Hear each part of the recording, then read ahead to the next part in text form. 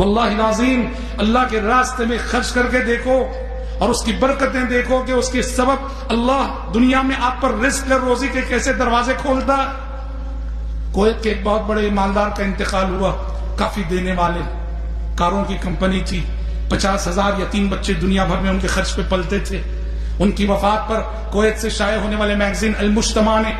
وہ خاص نمبر نکالا تھا ان کی شخصیت پر، تو اس میں ایک جملہ ایک صفحے میں ہائلائٹ کر کے پیش کیا تھا۔ وہ قسم کھا کے کہتے تھے، واللہ، وہ قسم کھا کے کہتے تھے، اللہ کی قسم، جب جب میں نے اللہ کے راستے میں اپنی دولت لٹائی ہے تب تب میرے بزنس اور کاروبار میں حیرت انگیز طور پر ویسے ہی اضافہ ہوا ہے۔ یاد رکھو، پیارے نبی نے قسم کھا کے بات بتائی، ما نقص مال من صدقہ،